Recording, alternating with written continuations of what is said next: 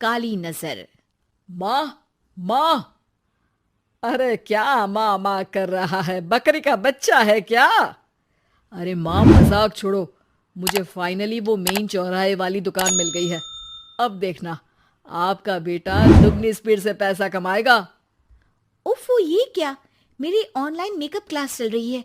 इतनी जोर से क्यों बोल रहे हो आप दोनों? अरे मेरी धर्म पत्नी जी, मेकअप क्लास बाद में करना। वो चौराहे वाली दुकान मिल गई है हमको। अरे वाह! रुको, मैं अपनी माँ को फोन लगाकर बता देती हूँ। अरे मैं भी अपने रिश्तेदारों को बता देती हूँ। कितनी खुशी की बात है। हाँ हाँ, मैं भी अपने दोस्तों को बता देता हूँ। 1 हफ्ते बाद रजिस्ट्री है। बस, घर में खुशी का मौका था। उन तीनों ने अपने अपने फोन उठाए और लोगों में बात फैलाना शुरू कर दिया। और रही सही कसर, श्वेता बहू ने अपने पड़ोस में सबको बताकर कर दी। अरे वर्मा आंटी, अब हम भी जल्दी कार ले लेंगे। घर का रेनोवेशन होगा और ठाट से रहेंगे हम भी।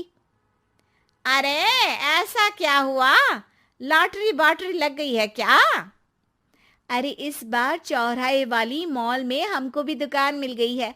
दुकान नंबर 21, जो एकदम चौराहे पर है। अब ग्राहक बढ़ेंगे तो आमदनी भी बढ़ेगी ही ना। अरे वाह, कितनी खुशी की बात है। मैं बहुत खुश हूँ तुम्हें इतना खुश देख के। बाकी एक बात कहूँ, सबको मत बताते फिरना। किसी की नजर लग जाएगी तो खुशी की खबर वापस लौट जाएगी। हैं? ऐसे थोड़ी ना होता है। अब डरा रही हो।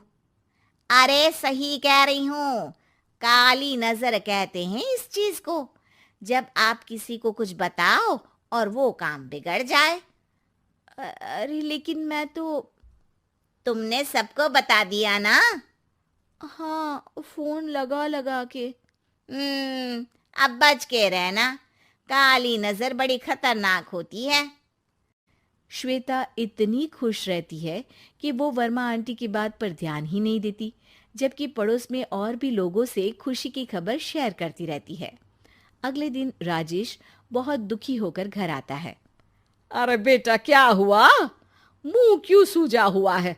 मधुमक्खी ने काट लिया क्या? माँ, वो दुकान किसी और के पास चली गई। किसी ने ज्यादा भाव लगा दिया। अरे पर बात तो आपसे हुई थी ना उस दुकान वाले की। हाँ, आज मैं टोकन अमाउंट देने गया था, तब मुझे पता चला। कोई आकर सुबह मुझसे पहले ही ज्यादा अमाउंट दे गया। हम्म, काली नजर। क्या? क्या कहा?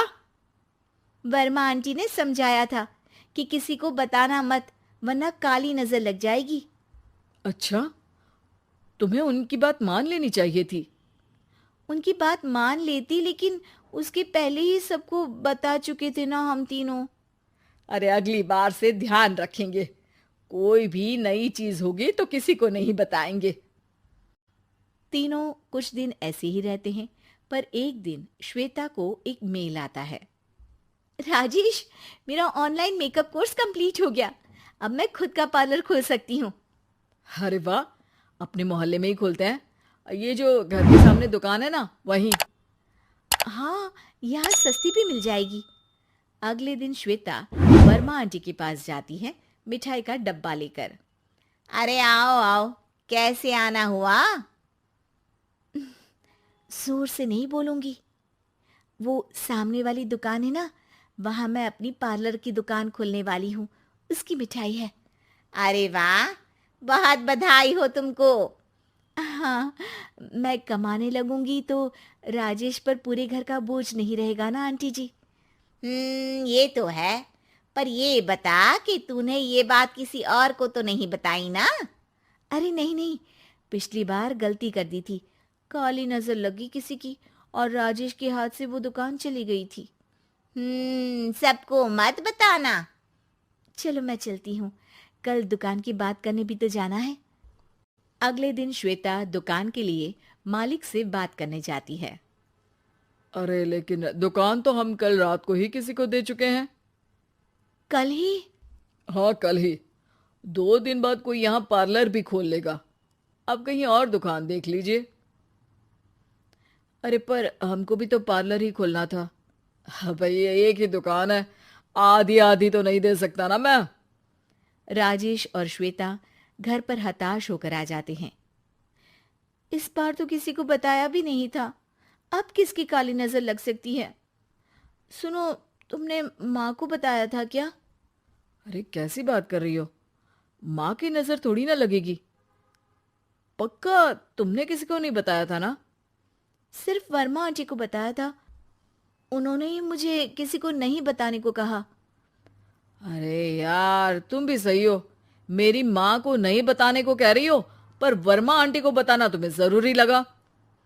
अरे वर्मा आंटी ने ही तो काली नजर के बारे में बताया था ना, वो हमेशा हमारा भला ही तो चाहती हैं। मेरी माँ भी हमारा भला ही चाहती है। अरे पर चिल्ला क्यों रहे हो? बात नहीं कर सकते क्या आराम से? नहीं आता वो आराम से बात करना, और करना भी नहीं चाहता हूं मैं।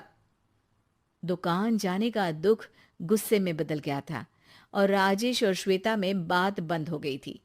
2 दिन बाद मोहल्ले में पार्लर का इनॉग्रेशन हुआ, जिसमें मोहल्ले के सभी लोगों को बुलाया गया, पर श्वेता, राजेश और माँ नहीं जाते।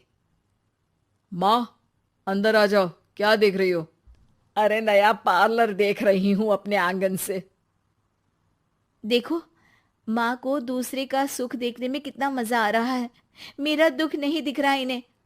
यहाँ मेरा पार्लर भी तो हो सकता था। अरे चुप रहो यार, हर बात में लड़ाई क्यों ढूंढ रही हो? राजेश और श्वेता फिर बहस करने लगते थे। तभी माँ ने दोनों को बाहर बुलाया। अरे जरा देखो तो, दुकान चलाने वाले का बोर्ड पर नाम क्या लिखा है? श्रुति वर्मा। गाड़ी निकाले बेटा, हमें कहीं जाना है। काली नजर का इलाज कराने? राजेश अपनी बाइक निकालता है। तीनों ट्रिपलिंग कर रहे हैं। माँ राजेश को उस मॉल वाली दुकान पर लेकर जाती है जहां राजेश अपनी दुकान खोलने वाला था। यही दुकान लेना चाहता था ना तू? हाँ, पर इनको भी दुखी करने लेकर आई हो क्या यहाँ पर दुकान दिखाकर? वहां काफी नहीं था? अरे श्वेता, थोड़ा सब्र रख, अभी पता चलेगा कि हम यहाँ क्यों आए हैं। बता, इस दुकान चलाने वाले का नाम क्या है? अनुपम वर्मा। कुछ समझ में आया? वो दुकान वाली श्रुति वर्मा, ये दुकान वाला अनुपम वर्मा, और हमारे पड़ोस में हमने उस दुकानों के बारे में बताया किसको था? अब वर्मा आंटी को। मतलब वर्मा आंटी ही हमारा काम बिगाड़ रही है? नहीं नहीं, ऐसा नहीं हो सकता, ये बस इत्तेफाक है। राजेश अपना फोन निकालता है और श्रुति वर्मा और अनुपम वर्मा के नाम फेसबुक पर सर्च करता है, जहां ये दोनों ही वर्मा आंटी के रिश्तेदार होते हैं।